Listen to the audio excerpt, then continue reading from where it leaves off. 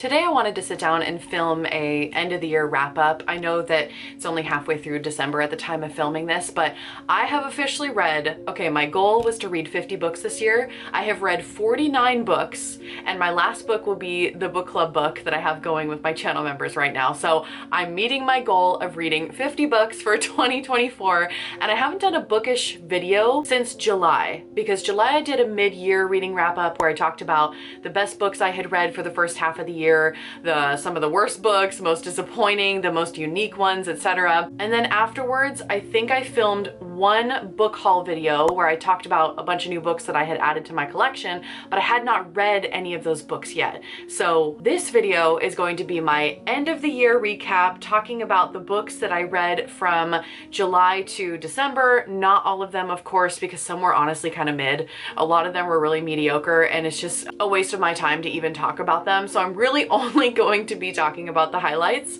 And there's a mix of occult witchcraft books alongside a lot of fiction books. I've read so much fiction this year, so this is what we're working with today. This is what I want to talk about. And these aren't all books that I've read. Some of these are a mix of new books that I've gotten. I'm not going to be talking about angelic magic books in this video because I've already talked about them in multiple other videos. So there's even more books that I have read that I will not be discussing in this video because I've already discussed them in previous videos. But I just wanted to get a little cozy and have a bookish video with you all because I like talking about books. It makes me happy. So let me grab a tea and I'll be back.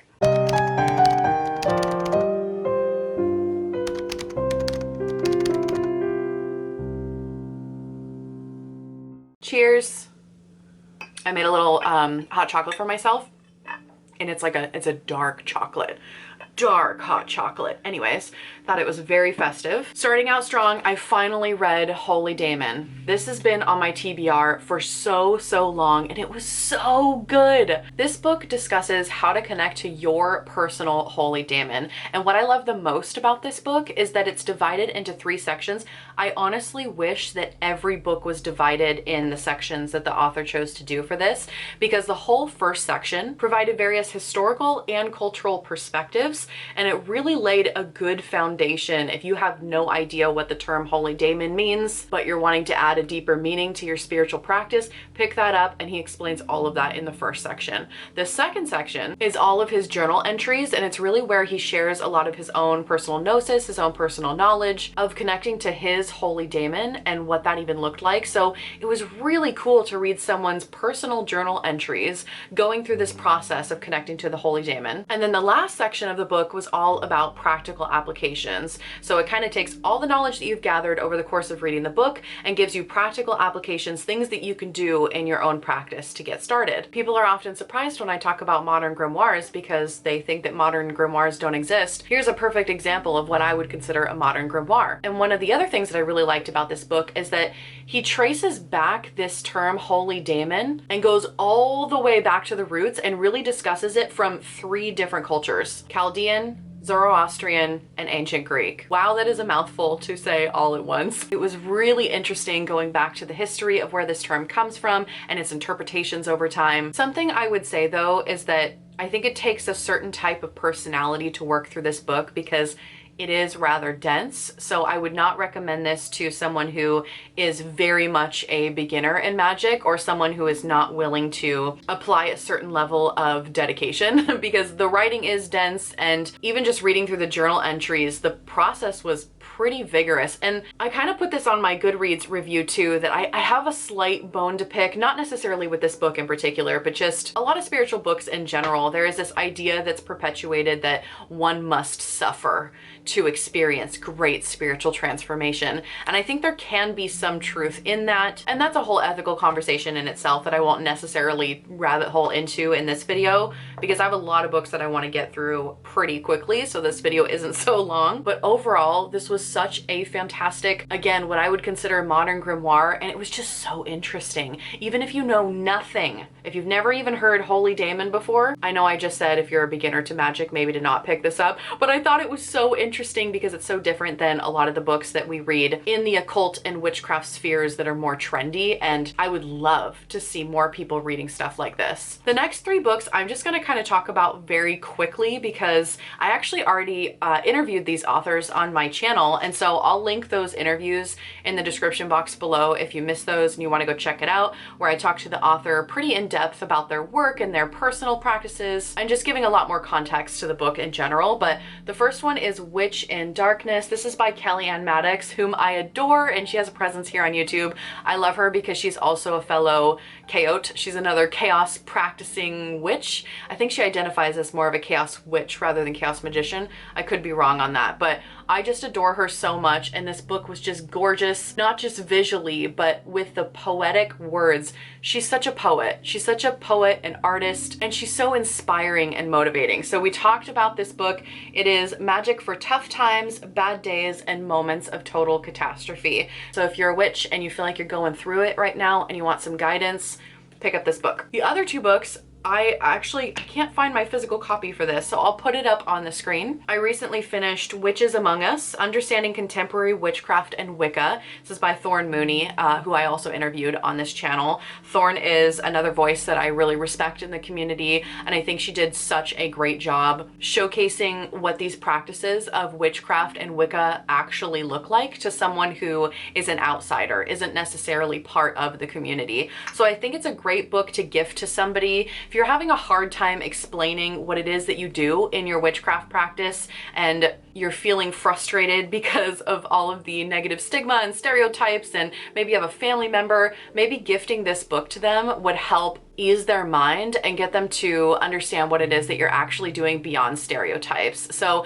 this book isn't necessarily for witches in the sense that it's not a how to do witchcraft book, it's about witches. So I do think that witches or Wiccans can gain a lot of insight from this book, of course, especially if you're a beginner and you really want a bird's eye view of the community and how things developed, but it's just so outsider friendly. And it's a book that has not really been done by anyone else that I've seen. So in my review, I had talked about that this book talks about the history of spiritual movements such as Theosophy, New Thought, paganism, Wicca, witchcraft, even the New Age community. It also discusses various different types of witchcraft such as Wicca, eclecticism, traditional witchcraft, folk witchcraft, and so on and so forth. So again, great book for beginner witches that are kind of getting their bearings on all of those labels. The third author that I just interviewed recently is Marshall, the Witch of Southern Light. I just finished his book, The Red Mother. Again, I'll put that up on the screen because I have the e-version. I don't have the physical copy, but this is the follow-up book to Cunning Words, and it's very much inspiration for the folkloric traditional witch.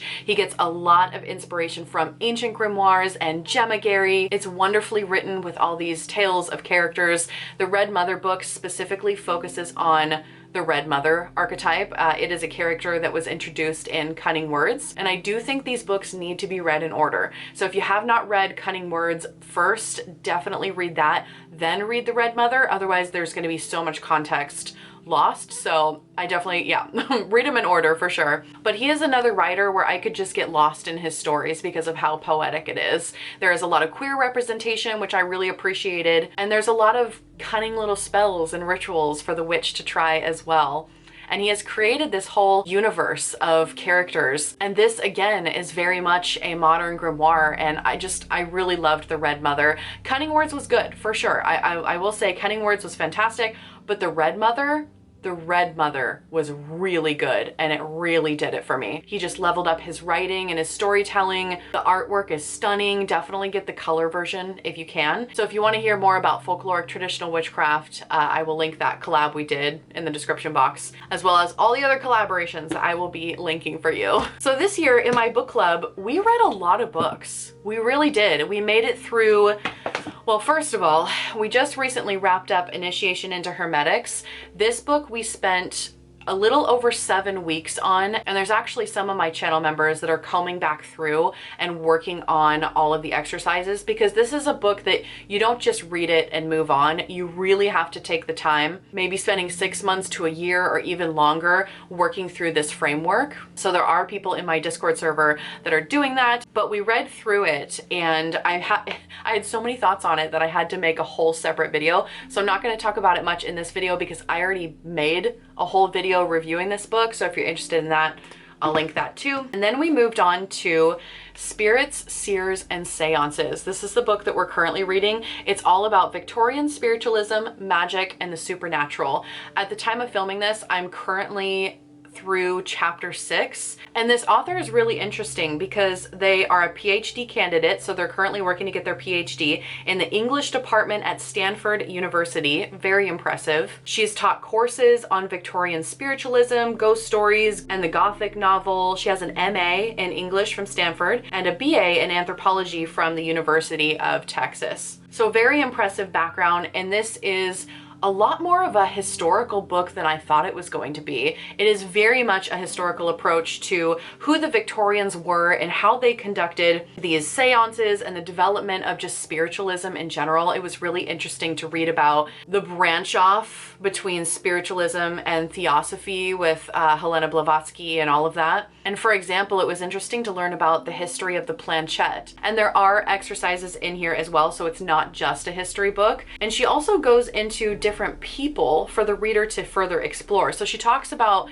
important people in these movements during the Victorian era and gives a little bit of background on them. And so if you are interested in deep diving or rabbit holing into these people's backgrounds, this book is such a great starting place, and it's serving as a fantastic launching pad, introducing me to people that I've never really heard of. It's just really cool to learn about why we do the things we do and the developments we've made since then. For example, I've hosted quite a handful of seances now at this point, and I have my own method for how I like to do that. I have a whole, it's like a whole itinerary. I have a whole flow that I go through when I host a seance, and it's cool to see how my practice is the same as the Victorians and how it also differs and expands upon what they usually did. So far, even though I'm only through chapter 6, if you're interested in learning about the history of the Victorians and also how to hold a seance, in chapter 1, it gives you a basic ritual flow for how to host a seance. Granted, for me, the way that the Victorians did it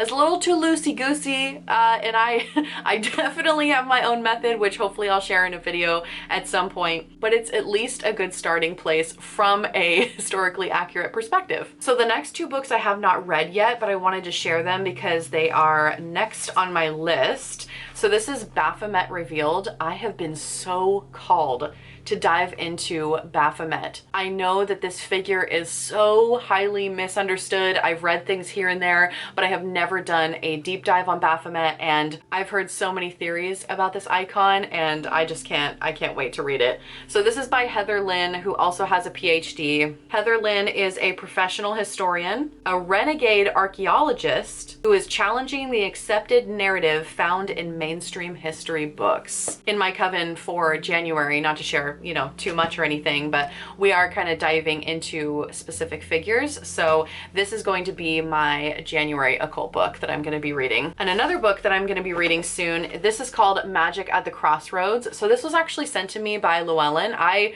didn't even order this book. I just went to my PO box and saw it in there. So thank you, Llewellyn. I really appreciate that. It looks really interesting for sure. So it's called Magic at the Crossroads by Kate Freller, and it is the devil in modern witchcraft. I've definitely read books about the devil in the craft. The one that I just had to run and get it really quick, but the one that I always recommend to people is called The Witch's Devil. This is by Roger J. Horn.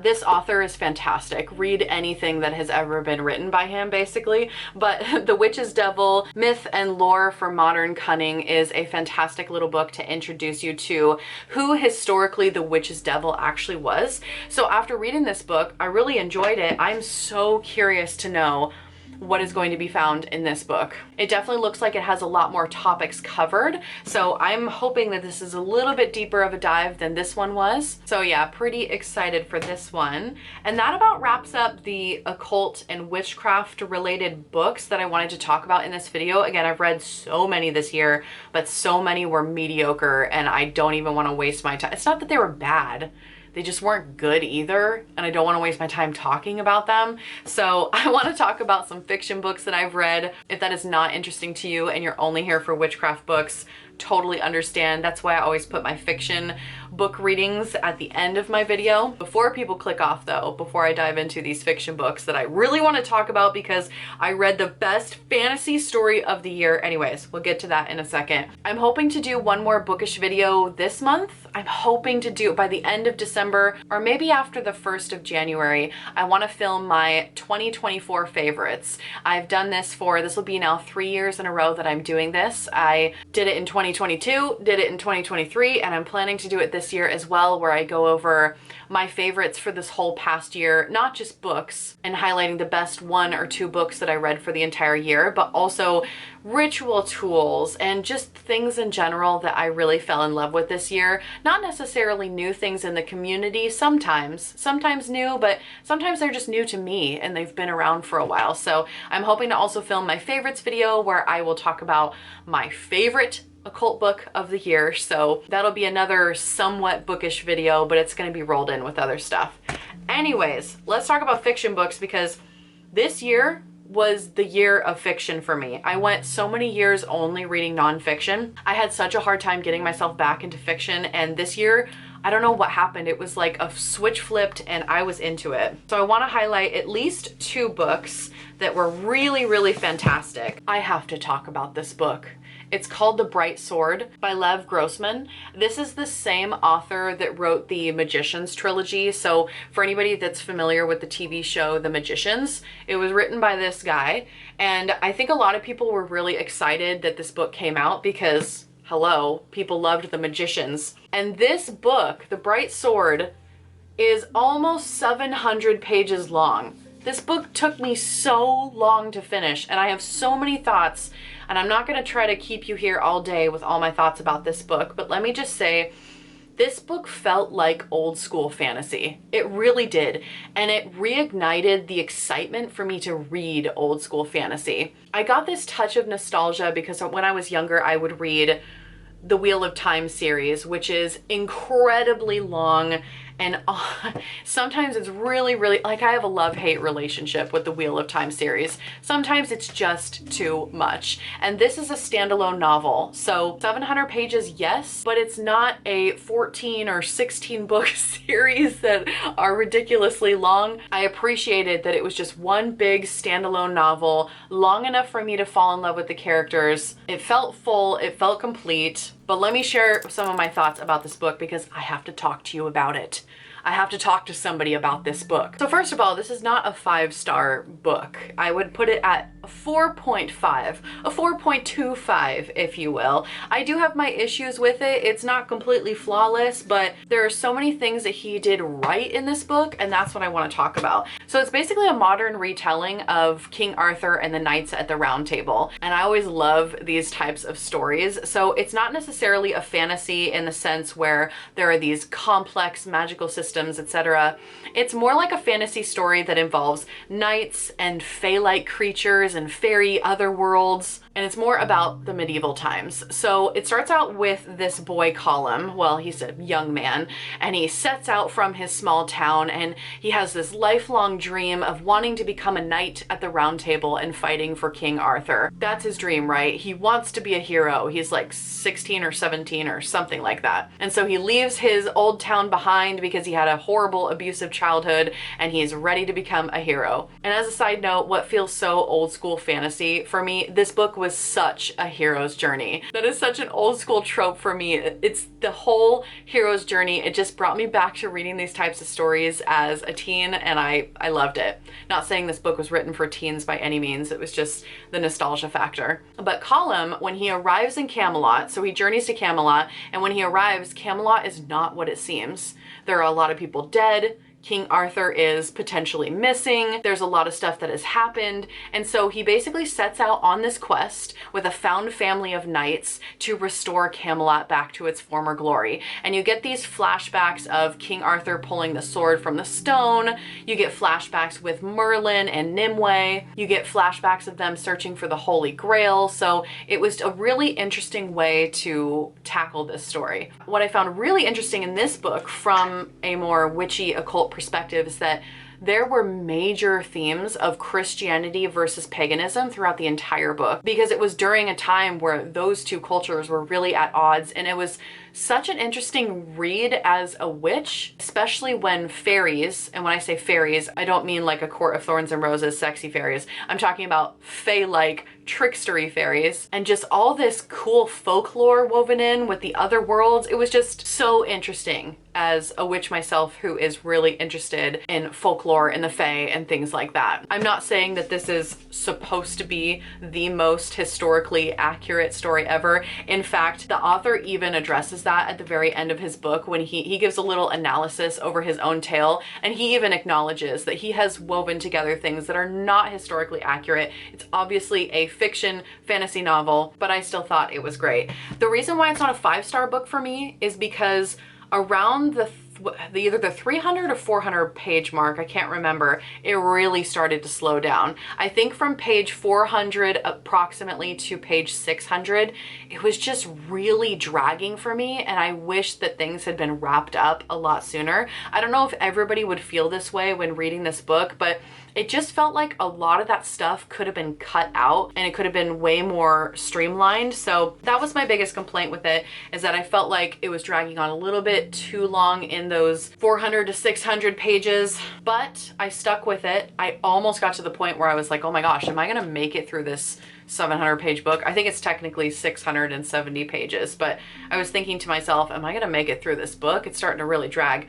It was totally worth it though, because the ending is great. It even made me shed a tear a little bit. So I'm very happy that I stuck it out for a good ending. I would have been so upset if I had read this entire ginormous novel only to have a terrible ending. So I won't spoil it for you, but if you're looking for an old school hero's journey with fae-like creatures, fighting knights, and a lot of themes of Christianity versus paganism, definitely read this book. I also read a lot of historical fiction, a lot of literature. I'm actually on a literature kick, and this next year, 2025, I have goals to read a lot of classic lit. I really want to get back into classic literature and read all the greats, you know, that are considered staples from other people. So that will be on my next list. But contrary to classic literature, let's talk about spicy, sexy books, okay? Because this book was so good, and it's another one I have to talk about. So this book is called Phantasma. It's by Kaylee Smith. This is actually a debut author. So this is her first book ever, and the author is a witch. The author is an actual practicing witch, and I was just so pleased to see that. She already has a sequel to the book that's on its way to coming out next year, I think, but it is very spicy. So if you don't enjoy sexy scenes, don't read this book, because it is incredibly graphic and dark and gothic and bloody and gory and everything that I ever want from a spicy book.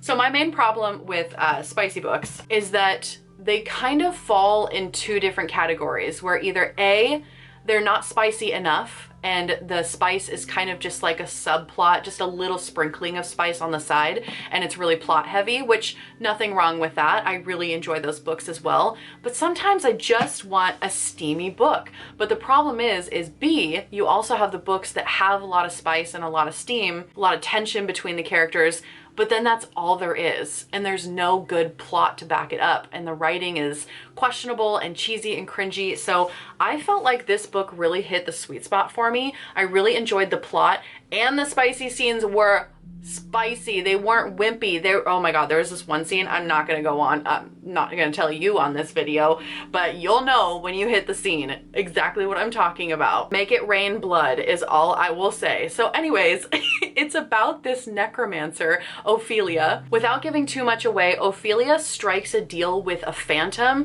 to win a competition where there's a bunch of devils and trials, and she kind of has to work through the different levels of hell. It reminded me very much of like Dante's Inferno, and she's trying to save her sister. She entered this competition in order to save her sister, and so she, as a necromancer, makes a deal with this phantom, and her and the phantom have to try not to fall in love with each other along the way. I also really appreciated that this character was really strong, and that I'm so tired of weak female leads that are just like a wet blanket.